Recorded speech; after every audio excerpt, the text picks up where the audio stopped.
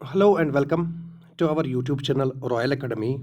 देखिए, इस वीडियो में हम डिस्कस करने जा रहे हैं MCQs regarding the centrally sponsored schemes. ये जो एमसीक्यूज है ये रिगार्डिंग किसके है? सेंट्रली स्पॉन्सर्ड स्कीम्स, जिसमें हम डिस्कस करेंगे एसबीएम, जिसमें हम डिस्कस करेंगे पीएमएवाई और जिसमें हम डिस्कस करने जा रहे हैं MG NREGA.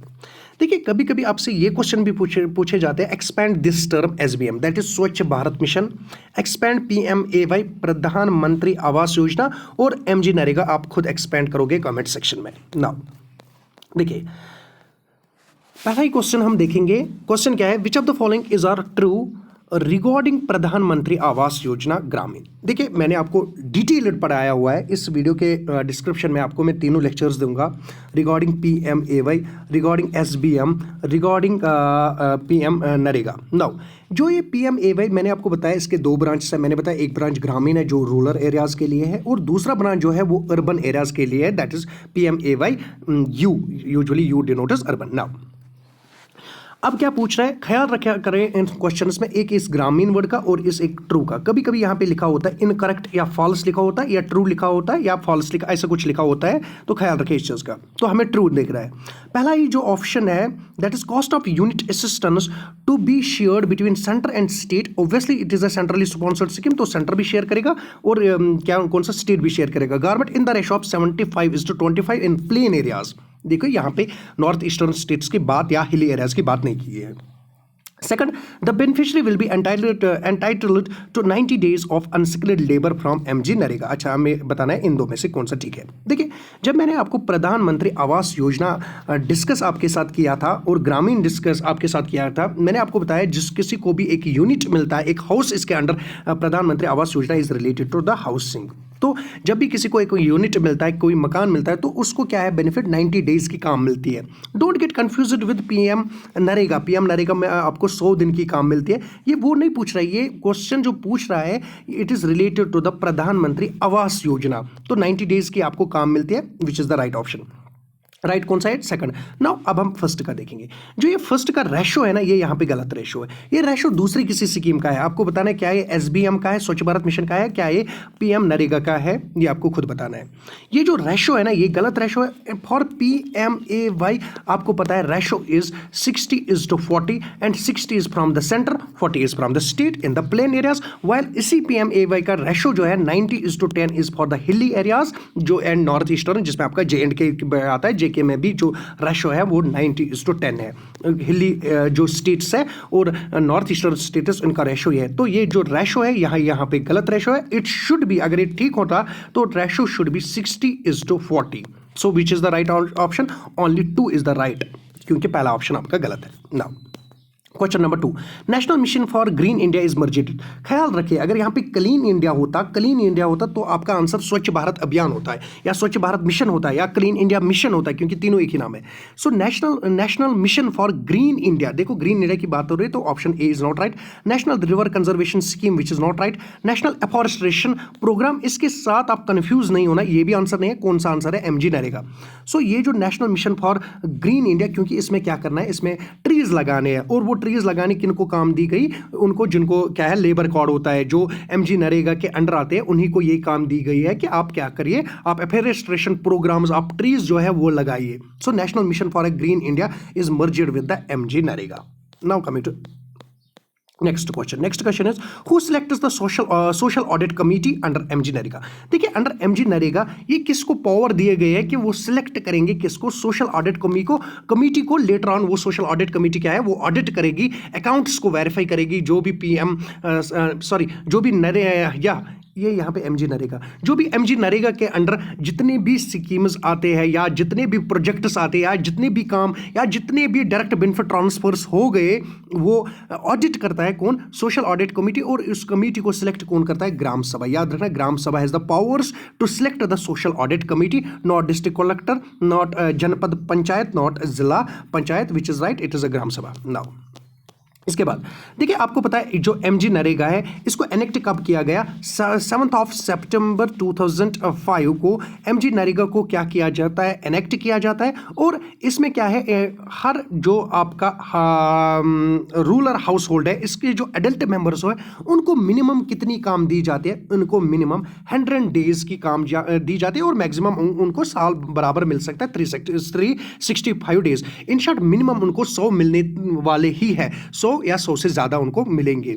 Now which is the right answer? Obviously it should be the 100 days. तो एट लीस्ट आपको 100 दिन की काम दी जाती है, मैक्सिमम कैन बी 365 डेज, पूरा साल आपको काम मिलेगी। Now which is the first state to employ differentially abled in the Mahatma Gandhi National Rural Employment Guarantee Scheme? Now हमसे पूछ रहा है कि कौन सी ऐसी पहली स्टेट है जिन्होंने डिफरेंशियली एबल्ड पर्सन को भी किसके अंडर लाया? एमजी नरेगा स्कीम के अंडर लाया। उनको भी उसी के जिस जॉब के लिए वो क्या है डिजर्व करते थे और उनको वो जॉब मिला, किनको? डिफरेंशियली एबल्ड पर्सन को। ये कौन सी ऐसी पहली स्टेट है? आपको याद रखना, it's not Kerala, it's not Gujarat, it's not Karnataka, it's Tamil Nadu. तो तमिलनाडु एक ऐसे राज्य है, एक ऐसी स्टेट है जिन्होंने सबसे पहले डिफरेंशियली एबल्ड पर्सन को किसके अंडर लाया? एमजी नरेगा के अंडर लाया। Now, which of the following statement is, और यहाँ पे ख्याल रखना, correct about the MG NREGA? कौन सा इनमें से ठीक है किसके लिए? एमजी नरेगा के लिए। The act provides a legal right to employment for adult members of rural house hold. Obviously ये जो एक्ट है लीगल बैकनेस देता है, लीगल राइट देता है किनको? एडल्ट मेंबर्स को। कितने दिन की काम? मिनिमम 100 दिन की काम उनको, मैक्सिमम पूरा साल। तो 100 दिन की काम इनको क्या है? इसकी लीगल बैकनेस है, इसकी लीगल राइट है इस एक्ट के under. Now second, at least 50% beneficiary must be a woman under this act. ये बाद में हम पढ़ेंगे, पहला तीसरा पढ़ेंगे। Fund is shared between centre and state. Obviously this is a centrally sponsored scheme, this is right. So 1 is right, 3rd is right. Which option is right? Option B is right, 1 and 3rd। देखिए option 2 है ना, ये comment section में आप मुझे बताओगे। यहाँ पे लिखा हुआ है एटलीस्ट 50%। इतना तो नहीं है, हाफ तो नहीं है। क्या रिजर्व जो काम की गई किसके लिए? वुमेन्स के लिए। कितनी की गई वो आप मुझे बताओगे। Is it A 20%? Is it A 25%? Is it A 33%? Is it A suppose 1/3 काम? तो आपको बताना है कमेंट सेक्शन में कितनी काम को रिजर्व किया गया या कितनी काम को रखा गया किसके लिए? वुमेन्स के लिए अंडर दिस एक्ट। वो आप कमेंट सेक्शन में बताओगे। फिलहाल के लिए जो इसका आंसर ठीक है वो 1 एंड 3 है, and B is wrong answer. Now union government increased work days under MG NREGA in which state? तो यूनियन गारमेंट मीन्स यहाँ पे सेंट्रल गवर्नमेंट। जो सेंट्रल गवर्नमेंट है इन्होंने काम के दिन जो है ना 100 से 150 कर दिए, 100 से 150 कर दिए। इन शॉर्ट जो मिनिमम डेज होते हैं ना उनको इंक्रीज किया, 100 से उसको इंक्रीज किया। किस स्टेट में? Obviously when we talk about MG NREGA it has a very successful growth rate when we talk about the Tamil Nadu. तो डेफिनेटली यूनियन गवर्नमेंट ने इंक्रीज किए वर्क डेज किस स्टेट में? तमिलनाडु में, ना कि आंध्र प्रदेश में, ना कि तेलंगाना में, ना कि कर्नाटका में। सो तमिलनाडु में क्या किया है? मिनिमम अब 150 दिन वहां पे काम मिलती है। Now in the cash benefit transfer last year under the direct benefit transfer the largest head under। तो हमसे पूछ रहा है यहाँ पे कि सबसे ज्यादा डायरेक्ट बेनिफिट ट्रांसफर किस स्कीम के अंडर हुए लास्ट ईयर में? Fertiliser subsidy, PAHAL LPG subsidy, MG NREGA, farmer compensation for drought calamity extra. आपको याद रखना पड़ेगा it is under the MG NREGA. सबसे ज्यादा डायरेक्ट बेनिफिट ट्रांसफर्स मतलब डिसबर्समेंट ऑफ द फंड्स, पैसों का फंड्स, सबसे ज्यादा डायरेक्ट बेनिफिट ट्रांसफर्स किस स्कीम के अंडर हो गए? लार्जेस्ट आपको याद रखना है एमजी नरेगा। एमजी नरेगा के अंडर सबसे लार्जेस्ट डायरेक्ट बेनिफिट ट्रांसफर्स हो गए। Now under the MG NREGA scheme job is given to. देखिए ये क्वेश्चन जो है ना, आपको पता है दूर से आप इस क्वेश्चन का आंसर करोगे। यहाँ पे क्या है? फार्मर्स को जॉब मिलती है, ग्रेजुएट कैंडिडेट्स को जॉब मिलती है, या गवर्नमेंट एम्प्लॉयज को, या जॉब कार्ड होल्डर्स। देखिए एमजी नरेगा के अंडर किस पर्सन को काम मिलता है? ठीक है एडल्ट ऑफ जो एडल्ट मेंबर्स ऑफ है किसके? हाउस होल्ड के। बट यहाँ पे याद रखना, आपको याद होगा हमारी यूटी में उनको बोलते हैं लेबर कार्ड्स। किसी न किसी के पास तो ऑब्वियसली किसी पेरेंट के पास लेबर कार्ड तो होगा। देखो ये जो लेबर कार्ड है ना, इसको क्या एक्चुअल नाम है? इसका है जॉब कार्ड होल्डर। जिस किसी के पास ये जॉब कार्ड होल्डर है ना, उसी को लीगल बैकनेस है कि 100 दिन की काम एट लीस्ट उसको मिल जाए। अगर नहीं मिल गई ना, उसको कंपनसेशन मिलेगा। इसके लिए उसको कंपनसेशन दिया जाएगा कि उसको काम हम प्रोवाइड नहीं कर पाए अंडर एमजी नरेगा स्कीम। सो जो भी जॉब कार्ड होल्डर्स है, जिनको हम लेबर कार्ड्स बोलते हैं, जिनको लेबर कार्ड्स हैं, उन वही इस स्कीम के अंडर आ जाते हैं एमजी नरेगा। तभी तो आप कार्ड बनाते हो, आपने देखा होगा नेबर में या घर पे कोई लेबर कार्ड बनाते हुए। नाउ इस क्वेश्चन का आंसर आप खुद करोगे, इस क्वेश्चन का आंसर आप खुद करोगे। क्वेश्चन क्या है, which of the following two programmes are merged with MG NREGA. देखो एमजी नरेगा के खुद के बहुत सारे सब स्कीम्स है। ये जो एमजी नरेगा है ना, ये एक फ्लैगशिप प्रोग्राम है। फ्लैगशिप प्रोग्राम का means it subsumes many other schemes, it merges with many other schemes, जिसमें जो आंसर मैं यहीं से आपको बताऊंगा SGRY एंड FFWP। इसका आप एक्सपेंडेड फॉर्म मुझे कमेंट सेक्शन में जरूर बताओगे, क्योंकि ये बड़ी बार क्वेश्चन पूछा जाता है। इन दो का आप चेक करके कमेंट सेक्शंस में आप जरूर बताओगे, क्योंकि यही इसका राइट आंसर है, option A. These schemes have been merged with the MG NREGA, that's why MG NREGA is a flagship scheme. Now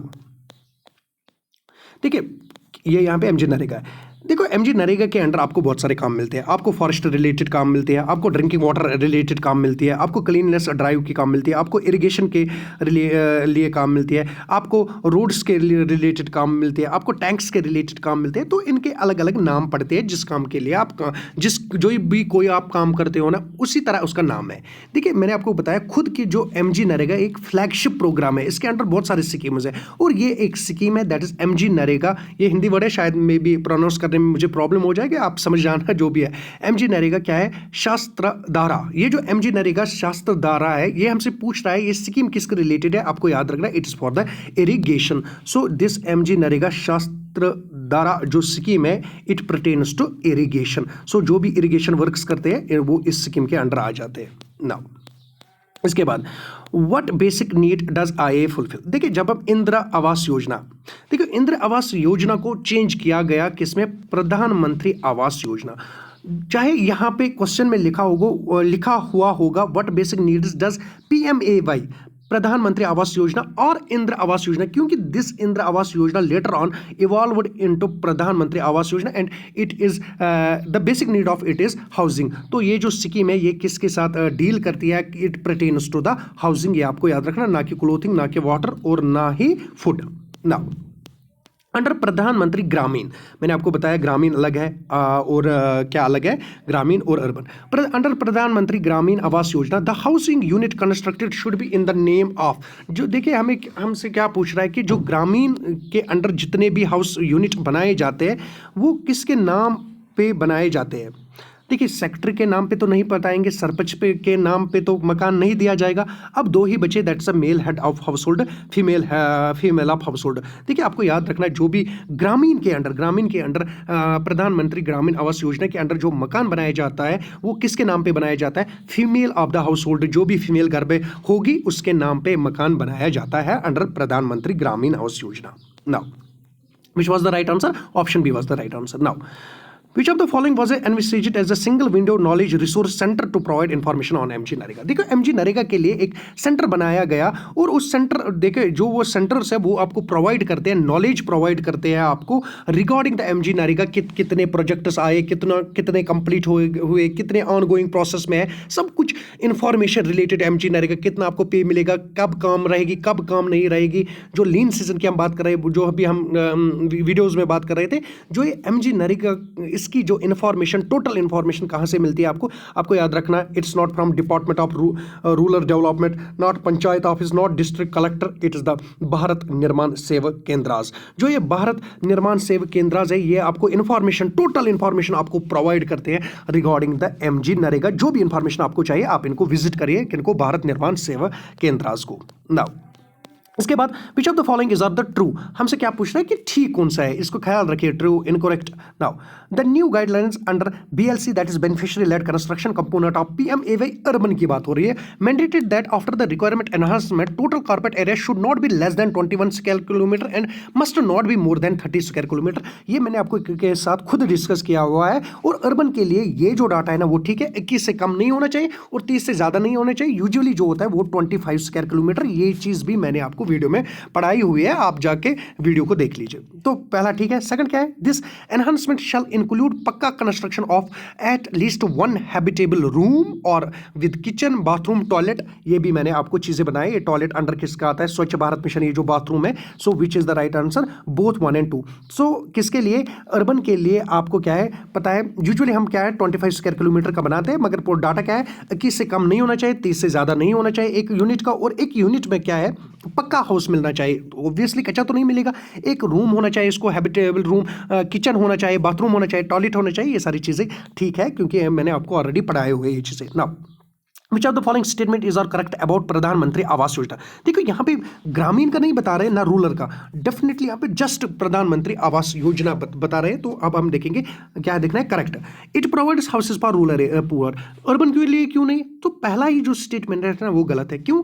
या ये तो ठीक है रूरल के लिए, मगर साथ साथ प्लस अर्बन पुअर भी जो है, अर्बन जो भी आपको मैंने आप इसके लिए डाटा भी बताया था, ईडब्ल्यूएस वालों को किसको ईडब्ल्यूएस बोलते हैं, किसको लो इनकम ग्रुप बोलते हैं, किसको मिडिल इनकम ग्रुप बोलते हैं, उनके लिए भी मकान बनाया जाता है अंडर द अर्बन। क्योंकि यहां पे अगर ग्रामीण लिखा होता ना तब ये ठीक था, अगर यहां पे अर्बन लिखा होता तब ये गलत है, अगर यहां पे कुछ नहीं लिखा हुआ है ना तब ये इनकरेक्ट स्टेटमेंट, ये इनकम्प्लीट स्टेटमेंट है, इसको आगे लिखना है and urban poor. So this statement is wrong. It provides household for rural peoples, not only for rural peoples, it also provides houses for the urban poor peoples. Now transgenders, widows, members of the lower income group and urban poor, इसी की तो हम बात कर रहे थे।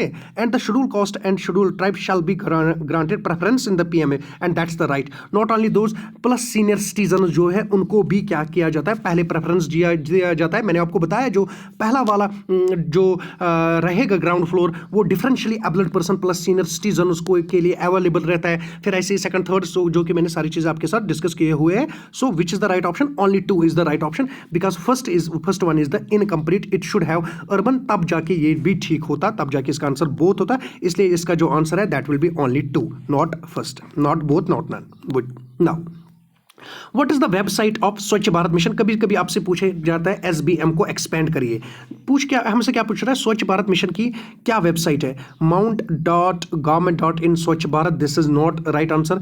स्वच्छ Bharat .my, ये भी आंसर नहीं, this is the right answer.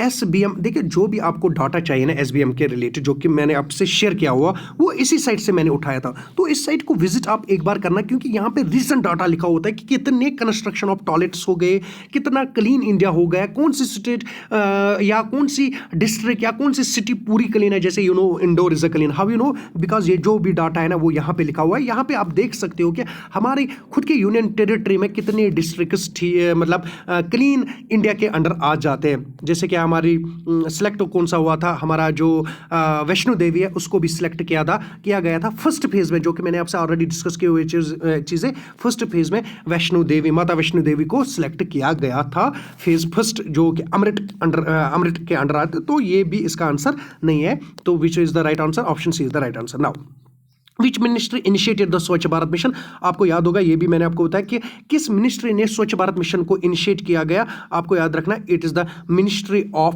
Drinking water and sanitation ने इनिशिएट किया किसको? स्वच्छ भारत मिशन को इस मिनिस्ट्री ने इनिशिएट किया, that is ministry of drinking water and sanitation. Now Who is the inspiration behind the concept of स्वच्छ भारत मिशन? ऑब्वियसली स्वच्छ भारत मिशन की बार बार अगर कोई बात कर रहा था, कोई भी फ्रीडम फाइटर इसके लिए अगर बात कर रहा था, आपको याद होगा वो महात्मा गांधी का विजन ही था क्लीन इंडिया। तो इसी के लिए हमने आपको, अच्छा ये क्वेश्चन मैं आपको बताऊंगा कि एक क्वेश्चन आप मुझे बताओगे कि कौन सा ईयर था, बर्थ ईयर, जब इसको इनिशिएट किया गया, किसको? SBM को। मैं आपको ऑप्शन ये वॉज इट 140th, मैं इनिशिएट का बता रहा हूँ ना कि एंड कब हुआ।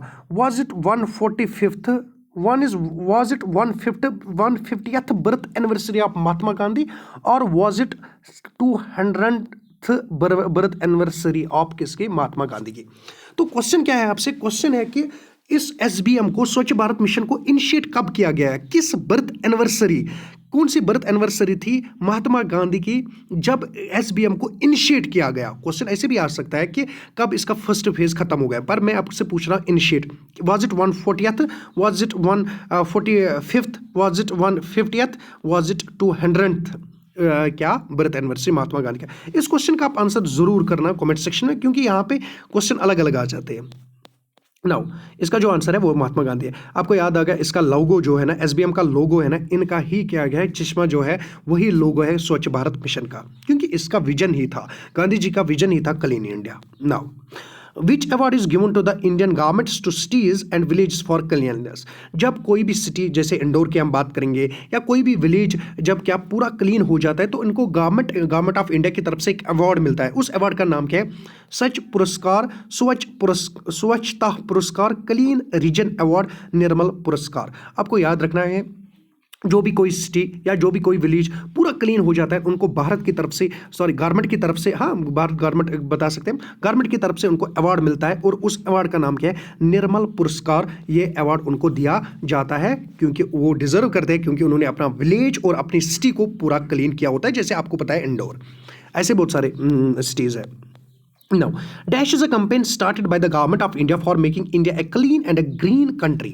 देखिए, इसका ख्याल आप रखना कि इंडिया को क्लीन बनाना है, इंडिया को ग्रीन बनाना है। इसके लिए क्या किया गया? इसके लिए कौन सी कैंपेन उठाई गई? इसका नाम है स्वच्छ भारत मिशन, और इसी का नाम आपका क्या है? स्वच्छ भारत अभियान, जो यहाँ पे ऑप्शन है, और इसी का नाम है क्लीन इंडिया मिशन। कोई भी ऑप्शन में है वही ठीक है ना।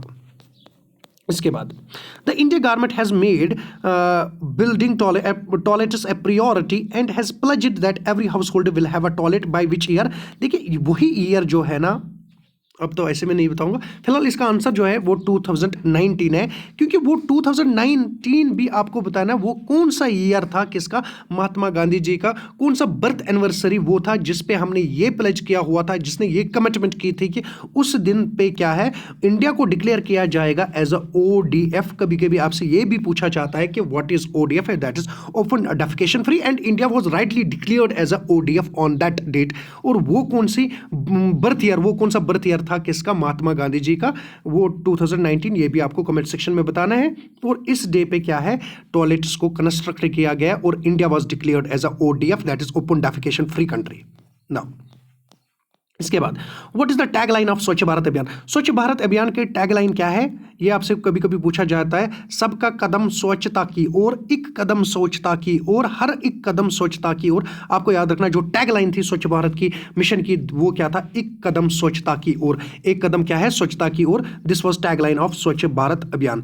Thank you, bye. देखिए, इसके बाद अगर आपको और भी वीडियो चाहिए इसी MCQ पे, इसी जो है सेंट्रली स्पॉन्सर्ड स्कीम, जो ये स्कीम्स लिस्ट किए गए सिलेबस पे, अगर आपको और 50 MCQs इस पे चाहिए, आप हमें बता देंगे कमेंट सेक्शन में। Definitely we will come up with the part 2, जहां पे हम क्या करेंगे, डेट्स का भी डिस्कस करेंगे कि कौन सा डेट पे एनेक्ट किया गया, किस डेट पे पास किया गया एक्ट, बाकी जो भी चीज़ें उसको उनको हम कवर करेंगे। आप जरूर हमें बताना कि whether we will go for part 2 और नॉट। Thank you, bye.